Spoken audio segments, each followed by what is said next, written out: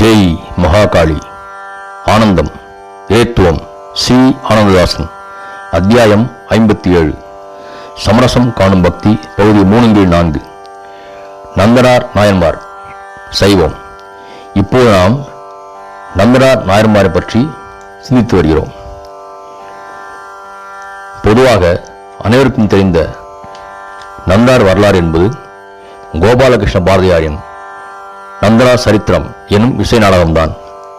இதில் கூறப்படும் நந்தனாருக்கும் திருத்தொண்டர் புராணம் எனும் பெரிய புராணத்தில் தெய்வ சேக்கிழார் சுவாமிகள் விவரிக்கும் நந்தனாருக்கும் உள்ள ஒற்றுமை, அவர் தாழ்ந்த குலமான புலையர் குலத்தை சேர்ந்தவர். சிவபெருமான் மீது அளவில்லா பக்தி கொண்டவர். தினந்தோறும் நாளை சிதம்பரம் சென்று நடராஜரை தரிசிப்பேன் என்று இயங்குதல், திருப்பன்கூரில் இவருக்கு சிவபெருமான் நந்தி விலகச் செய்தல் என்பதை மாத்திரமே. அந்த இசை நாடகத்தில் வரும் ஆண்டே மற்றும் நந்தனார் பாடும் பாடல்கள் எல்லாம் பெரிய புராணத்தில் ஒரு புள்ளி அல்லது கமாயில் கூட இல்லை. புலையர் குலம் நசுக்கப்படுவதை காட்ட ஒரு அந்தணரை கற்பனையாக காட்சிப்படுத்தியிருக்கிறார் கோபாலகிருஷ்ண பாரதியார்.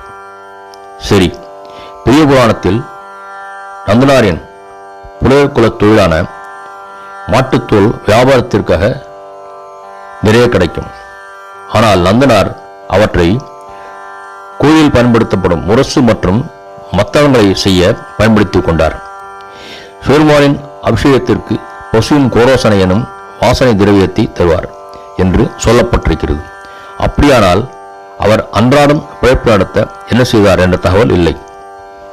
நந்தனார் நாம் ஏற்கனவே பார்த்த திருப்பானாவை போலவே கோயிலுக்கு உள்ளே செல்லாமல் கோபுரத்தை தரிசித்து சிவபெருமானை நினைத்து ஆடி ஆனந்தப்படுவார். இப்படி இருக்கையில் ஒரு நாள் திருப்பன்கூர் சென்று சிவலோகநாதரை வெளியிலிருந்து தரிசிக்க முடியாமல் தவிக்க சிவலிங்கத்தை மறந்திருந்த நந்தி விலகி அவருக்கு காட்சியளித்ததாக ஏற்கனவே பார்த்தோம். ஆனந்த கூத்தாடினார் நந்தனார். சிவலோகநாதரின் கோயிலை சுற்றி சுற்றி வந்தார். திருப்பன்கூரிலிருந்து கிளம்பும் போது ஒரு குளத்தை வெட்டி அந்த ஊருக்கு பயன்படும் வகையில் ஏற்பாடு செய்துவிட்டு சென்றார். பிறகு பல சிவத்தலங்களுக்கு யாத்திரையாக மேற்கொண்டார். ஆங்காங்கே அவரால் இயன்ற திருப்பணிகளை செய்து வந்தார். அவருடைய எண்ணத்தில் சிதம்பரம் நடராஜரின் திருநடன கோலத்தை காண வேண்டும் என்ற ஆவல் எழுந்தது. அந்த காலத்தில் தாழ்த்தப்பட்டவர்களுக்கு இப்படிப்பட்ட எண்ணம் வந்தால் அது பேராசைதான். நந்தனார் தேசரி தூங்கப் போகும்போது, நாளை சிதம்பரம் செல்வேன், நடராஜரின் திருநடனம் காண்பேன் என்று ஏங்கி கண்விழித்திருப்பார். ஆனால் மறுநாள் காலையில் தான் பிறந்த தாழ்த்தப்பட்ட குலத்தினரால் சிதம்பரம் ஊர் எல்லையை கூட மிதிக்க முடியாதே என்று தனது இழிவான கொடுமை நிலையை எண்ணி பேசாமல் இருந்து விடுவார். இதனை பெரிய புராணத்தில் சேக்கிழார் பெருமான் சித்தமுடும் திருத்தில்லை திருமன்று சென்றிரஞ்ச என்ற பாடலில் இதுவும் எம்பெருமான் ஏவலென போற்றி எழுவார். நன்றிடு நாளை போவேன் என்று பதிவு செய்கிறார். நாளை சிதம்பரம் போவேன், நாளை சிதம்பரம் போவேன் என்று நந்தனார் எங்கி தவித்ததாக சேக்கிழார் கூறுகிறார். தனது ஆர்வத்தை அடக்க முடியாமல் ஒரு நாள் கரை உடைந்த வெள்ளம் போல நந்தனார் சிதம்பரம் நோக்கி கிளம்பிடுகிறார். அந்த ஊரை நெருங்கிய அவர் உணர்ச்சி மேலிட்டால் அந்த வீதிகளின் பூவில் புரண்டு செல்கிறார். ஒரு எல்லைக்கு பிறகு தாழ்த்தப்பட்டவர்கள் முன்னே செல்ல அனுமதி கிடையாது. எனவே அவர் சிதம்பரத்தின் மேல்சுவரை பார்த்தபடி தூர நின்று அங்கும் இங்கும் ஓடி மனம் அலைபாய கண்ணீர் வழிந்தோட பெருமானை காண ஏங்கி தவிக்கிறார். அந்தணர்கள் வாழும் அக்ரஹாரத்தை நெருங்க முடியவில்லை. 3000 அந்தணர்கள் அந்த காலத்தில் வாழ்ந்ததாக சொல்லப்படுகிறது. 2999 அந்தணர்களுடன் நடராஜ பெருமானையும் சேர்த்து 3000 அந்தணர்கள் என்றும் சொல்வார்கள். அந்த அந்தணர்கள் செய்யும் வேள்வியின் ஜுவாலையும் புகையும் வானம் வரை எழுந்தது. அவர்கள் பாடும் வேத கோஷம் விண்ணை பிளந்தது. இவற்றையெல்லாம் கண்ட நந்தனார் தான் தாழ்த்தப்பட்ட குலத்தில் பிறந்தது எண்ணியும், பெருமானே உன்னை காணாமல் போயிடுமோ என்று அரற்றியும் மனம் உடலும் சோர்ந்து அப்படியே மயங்கி போனார். நந்தனாரின் மயக்ககதியான தூக்கத்திலே அவர் கனவில் சிவபெருமான், என்ன நந்தா, எப்போ வந்த, ஏன் கோயிலுக்குள் வந்து என்னை தரிசிக்கல அப்படின்னு கேட்கிறார். அப்போது நந்தனார் பெருமானிடம், எனது இழிபுரிய பயனால் கோயிலுக்குள் வர இந்த உணவு கூசுகிறது என்கிறார்.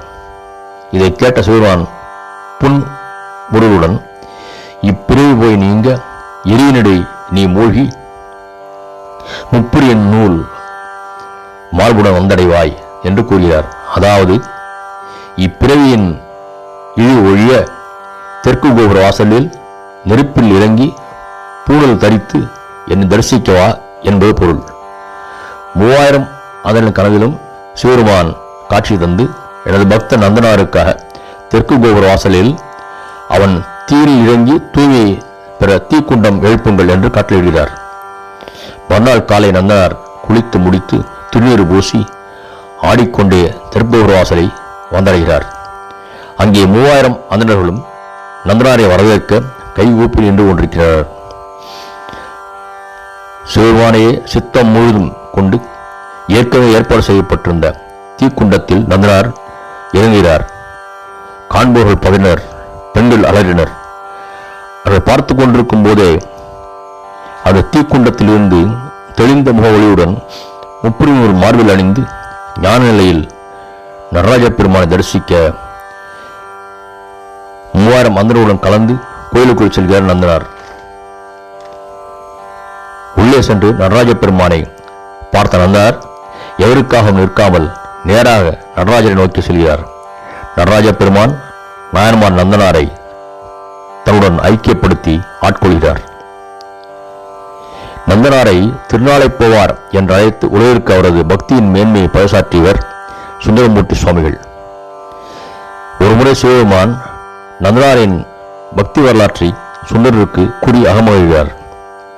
அப்போ சுந்தரர் மெய்சிலிர்த்து திருநாளை போவார் என்று அழைக்கிறார். திருநாளை போவார்க்கு அடியார்க்கும் அடியேன். திருச்சிற்றம்பலம். நமது ஏத்தோம் ஆத்திக தெய்வீக ஆன்மீக தேசிய யூடியூப் சேனலை சப்ஸ்கிரைப் செய்து மேலும் பல நல்ல பதிவுகளை பதிவிட ஆக்கமும் ஊக்கமும் தாருங்கள். லைக்ஸ் கொடுங்கள். பெல் பட்டனை அழுத்தி ஆலை கிளிக் செய்யுங்கள். கமெண்ட் செய்யுங்கள். ஷேர் செய்யுங்கள். இது பொழுதுபோக்கு அல்ல, பொழுதை பயனுள்ளதாக்க என்றும் சிவன்புடன் உங்கள் ஸ்ரீ ஆனந்ததாசன். திருச்சிற்றம்பலம்.